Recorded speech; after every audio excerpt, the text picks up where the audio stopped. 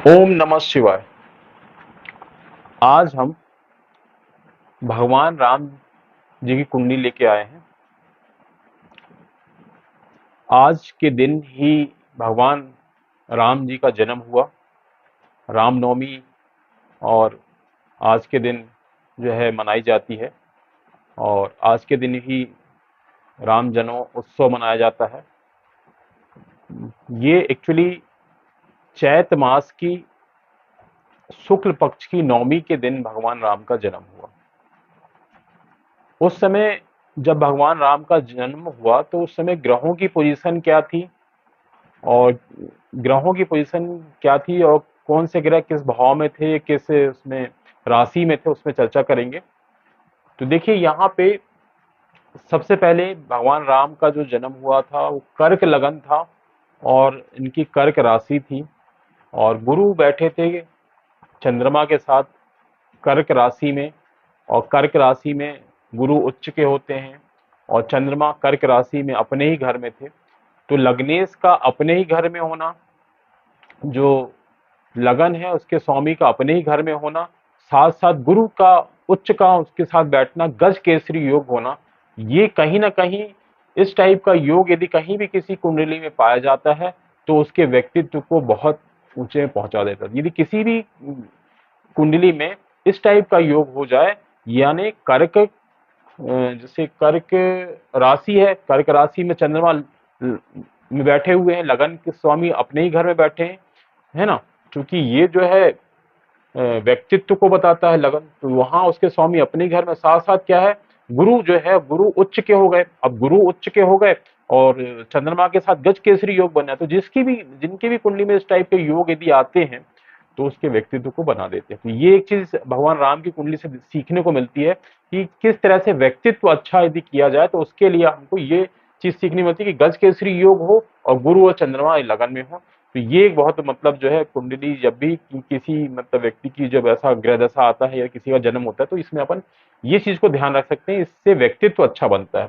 दूसरी चीज जो बहुत ही इंपॉर्टेंट थी, जो हमको समझ में आती है, वो था राज, जहां सूर्य उच्च के बैठे थे। अब मेष राशि में सूर्य उच्च के होते हैं और इनके दसम भाव में बैठे थे, और दसम भाव जो है राज का होता है।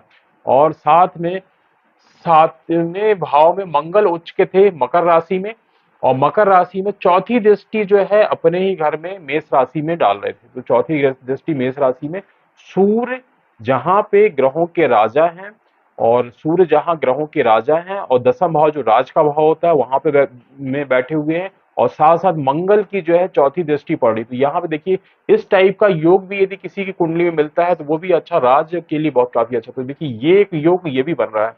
सूर्य राज भाव, वैसे ही ग्रहों के राजा हैं वो भी उच्च के और दसम भाव राज भाव में बैठे हैं। और दूसरे मंगल की, उसके का जो स्वामी है मेष राशि के स्वामी मंगल हैं, और वो भी जो है ये बैठे हुए हैं सातवें भाव में, और सातवें भाव बैठ के अपने ही घर में दृष्टि डाल रहे हैं। तो यहाँ पे ये भाव, राज का भाव बहुत ही स्ट्रांग हो जाता है। तो दो चीज हमको सीखने को मिली भगवान राम की कुंडली से। एक तो क्या है, इनके व्यक्तित्व किस तरह से जो है यदि ग्रहों की दशा आए तो वो बन सकता है, दूसरा राज भाव किस तरह से हो सकता है। और यदि हम बात करते हैं इनके जो है, जो एक प्रॉब्लम आई थी उसमें देखिए शनि जो है, शनि भी यहाँ पे देखिए उच्च के बैठे हैं चतुर्थ भाव में। जो चतुर्थ भाव जो है जनरली हम देखते हैं कुंडली में चतुर्थ भाव सुख सुविधा भूमि वाहन मकान का होता है, यहाँ पे शनि उच्च के बैठे हुए। अब यहाँ पे तो क्या है, इस हिसाब से तो इनको काफी सुख सुविधा मिलना चाहिए, लेकिन यहाँ पे देखिए शनि जो है ना अष्टम भाव के भी स्वामी हो रहे हैं, और सातवें भाव के भी स्वामी हो रहे हैं। और तो यहाँ तो अष्टम भाव के स्वामी, तो अष्टम भाव के चीजों को खत्म करने का होता है, तो अष्टम भाव ने इन चीजों को भंग किया। और साथ में शनि की 10वीं दृष्टि चंद्रमा में पड़ रही है। अब देखिए शनि की 10वीं दृष्टि चंद्रमा में पड़ रही है, और यहाँ पे कहीं ना कहीं ऐसा यदि होता है तो विष योग बनता है। और ये कहीं ना कहीं देखिए शनि की जो दृष्टि पड़ी चंद्रमा पे, और वो चंद्रमा पे जो दृष्टि पड़ रही विष योग बन रहा है, और यहाँ पे कहीं ना कहीं उनका जो राज तिलक हो रहा था, और वो राज तिलक भंग होकर वनवास में कन्वर्ट हो गया, और यहाँ पे उनको 14 वर्ष का वनवास मिल गया।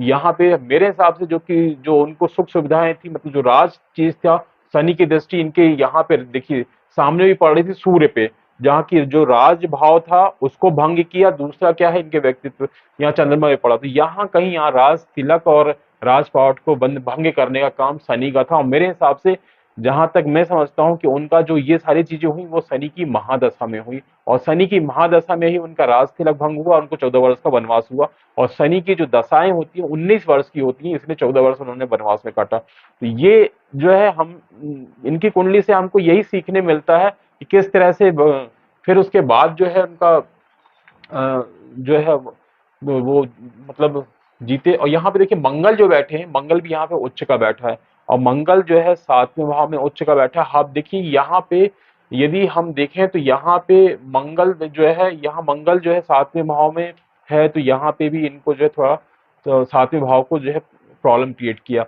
और राहु यदि हम बात करें तो राहु जो है 3रे भाव में है, और यहाँ पराक्रम भाव में राहु कन्या राशि में, यहाँ पे पराक्रम इनका काफी मतलब जो है बड़ा अच्छा बनाता है। तो ये बहुत सारी चीजें हमको इसमें सीखने को मिल सकती हैं। देखिए ये जितना मेरी जानकारी में है मैंने आपको बताया, और इसमें बहुत सारी चीजें हैं। इसमें से गज केसरी योग है, यहाँ गुरु चंद्रमा का गज केसरी योग के। शुक्र की बात करें तो भाग्य स्थान में शुक्र बैठे हुए हैं, और यहाँ पे देखिए केतु बैठे हुए हैं, शुक्र और केतु बैठे हुए हैं। और यहाँ पे गुरु की 9वीं दृष्टि अपने घर में, यहाँ मीन राशि में गुरु की देखिए 9वीं दृष्टि यहाँ धर्म स्थान में अपने घर में बैठ पड़ रही है। और शुक्र यहाँ उच्च के हैं, और उसके स्वामी की भी दृष्टि अपने घर में पड़ी थी। देखिए बहुत सारी चीजें यहाँ पे हैं। यहाँ पे राजभाव में के स्वामी की भी दृष्टि अपने घर में, ये धर्म का भाव है उसमें भी दृष्टि अपने घर में, और यहाँ पे बुद्ध जो है लाभ भाव में। तो और बहुत सारे ऐसे योग थे जिसके कारण भगवान राम जो है तो ये सारी चीजें जो है हम भगवान की कुंडली से हमको सीखने की मिलती है कि ज्योतिष में हम किस तरह से, ज्योतिष में किस तरह से योग बनते हैं, उसका किस तरह से प्रभाव पड़ता है।